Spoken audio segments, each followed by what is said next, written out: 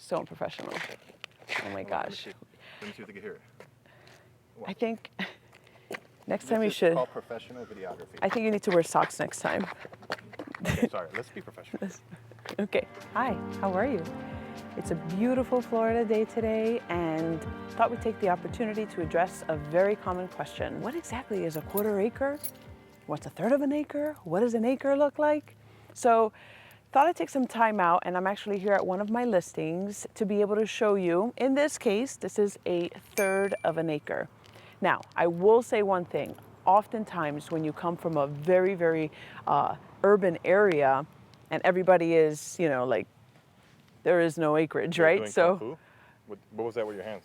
Everybody's doing kung fu now? that's what happens. You gotta protect Keep yourself. It professional. Can you be professional, please? You just have to protect yourself. So when you come down here, oftentimes I hear people saying, hey, maybe I want land. I just want to have space between the houses. It's more than often one of the most common questions, or requests, I should say, that people ask for. This third of an acre that we will be walking on this beautiful, almost fall. Is it fall yet? I don't know, technically. Okay, that just dated the video, by the way, by me saying that. Yeah. But maybe you can cut I'll that cut it out. Okay.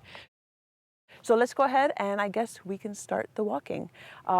Just to kind of know dimensions-wise, this one here is 80 by 133 feet, and there's a lot of factors. So please take this, and I hope this can help you, but understand that oftentimes, depending on the footprint of the house, that's also going to affect how much grass or how much green area you're going to end up in the front as well as the back. This home in particular is on a cul-de-sac, so that also gives it a little bit of a pie effect. Hold on, we can still listen to you. I just want to show Okay, you the cul-de-sac. so yeah, so the cool part about that is oftentimes if you get a home within a cul-de-sac, you are going to have more of an illusion in the back of the property because it's kind of fans out a bit in the back of the property. So this one here is right off of a cul-de-sac. And this house in particular is over 3,000 square feet, so that makes it a very large footprint. Keep that in mind as we walk around. So depending on the size of the house, that's also going to determine how much green grass you're going to get, whether the builder decide to put it closer to the front of the house, meaning what kind of setbacks you have on the property. That's also going to affect where the house is placed. So just there's a lot of things that you have to keep in mind. So take this kind of with a grain of salt, because every property, a third of an acre, looks different here versus on other property. So let's go.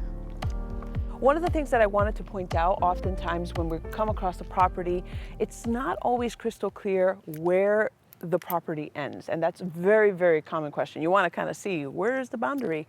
And you won't know that 100% for sure unless you actually get a survey. But sometimes, like in the case of this property, you could pretty much see, sometimes you see where the grass ends, wherever the neighbor has either cut their grass before you did, before the other neighbor did. But a lot of times, as you can see here, the boundary is going to be, and I just know this because it's my listing, but where that fence post ends. So kind of where the meter box is, and it's not always 100%, but I just want to kind of give you an idea in this case. So I'm going to walk all the way to that end just to kind of give you a perspective. Hi. Oh, you can do what you want. It's your property. Yeah. Thank you. You're fine. Oh, I won't capture the sound. I appreciate it. Thank you. Thank you, sir. Father, that's another reason to move to Ocala. Yeah. How nice the people That was are. so nice. How considerate. So now we gotta cut the video short. No, I'm just kidding. So, you know, I always seem to wear the wrong shoes for these things. Wrong shoes, big time. It's part of the job, though. Look at the magnolia. Look, it's starting to have the pods. They're so beautiful. Maddie, how far would you say is it from the fence to that back? If you want to hold this, I can measure it. Just so they know.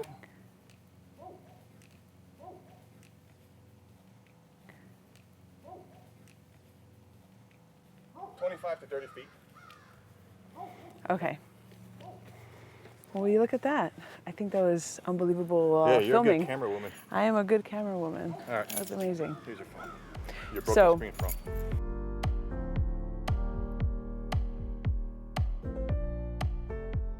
that is a third of an acre. So just to point out a couple things one more time, depends on the footprint of the house, depends how far set back the house is as to how much yard you're actually going to have. This one, it just kind of made it a little bit visually easy because you had some of the fencing on the borders. Now, that goes into another thing, seeing your neighbor's fence. If you wanted to put a fence in, if it's an HOA, obviously here fences are allowed. Those are the sort of things that you would need to have a survey for, or an existing survey for the property if you wanted to add a fence. So I guess we're gonna move on to the next, right? That's all she wrote for this 1/3 of an acre. Moving on to the next? Moving on to the next. Okay. So we have switched locations. And just one note, so this is a large developer here in this area.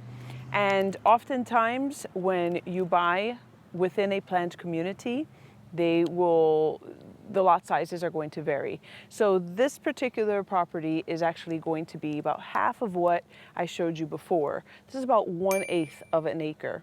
And we're gonna go ahead, and because of my shoes and because why not, I'm gonna walk the paved side Okay. all the way to the back. But if you can kind of pan over here, you'll see where the shrubbery is, and this is where it's going to start.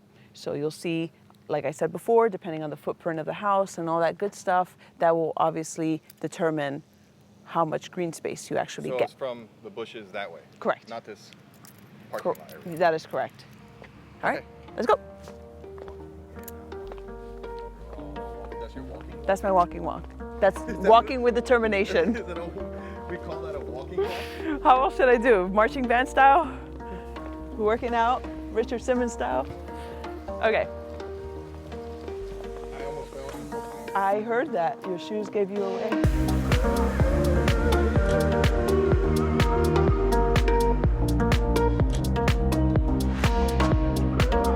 This is St. Augustine grass, which requires a lot of water. It feels like a carpet on your feet, but the blades of grass are quite thick, and it's very loud when you walk on it. Yeah, This is like actually foliage, insane. like This is like, ASMR. if you're trying to be like 007, and this is not the grass to walk on. This is bad grass for Ninja Ink. Bad grass. Yes. All right, so that's All right. Now, 1/8 of an acre. that's an eighth. Point one. It's an eighth of an acre. It's 0.15 acres. Yes.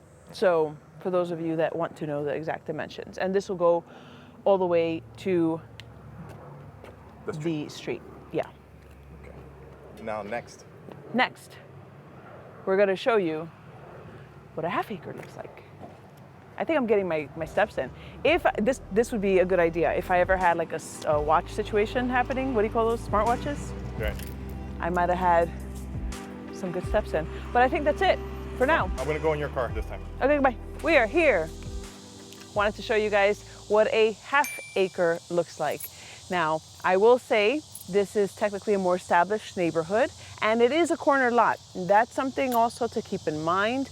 Oftentimes with corner lots, you will find that there is going to be more grassy area, right? So we're gonna do the same thing. We're gonna walk around and check it out. This one does have fencing from the other yard in the back, which will just give you a visual guide as to what this is.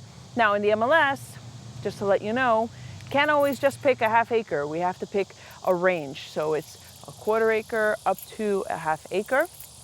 This just happens to be closer to that half acre mark. So let's start walking. Now I just want to make mention something. You are really close to my face, and I don't know why. Making Because it it's a wide angle. I can Okay. go back. That's okay. You can zoom in. No, you're fine. I'm doing it I for just you. didn't know. I mean, No, like I'm doing it for you. I'm like dewy right now, so it's you I'll know. get out of your face. I'm gonna go super zoom in. And I'm going way back. I'm in the street. Okay, risking you're a my life little. for you. It's a little exaggerated. You could come in now. You're gonna get hit by a car. Risking my life for you. Don't need to do that. So I wanted to mention this fence here. Now, if you see the proximity between this and the road, there are oftentimes setbacks. I'm not certain as to what the setbacks are in this particular house, but oftentimes there are certain setbacks from the road that you have to abide by. Sometimes it's 10 feet, So it depends on the community. Like I said, this is in a more established area, so theirs might be different from a newer community. All right, we're gonna keep on walking.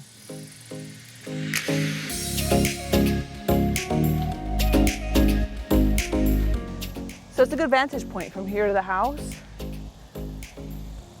Half acre is quite a bit.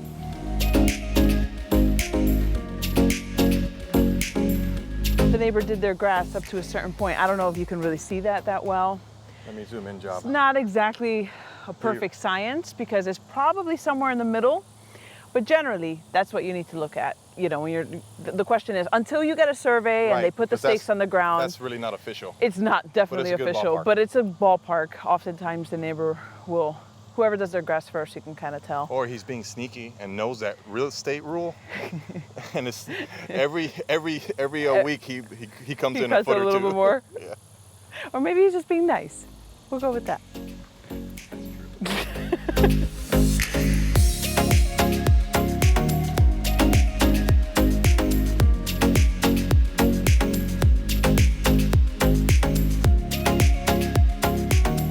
So you'll often find in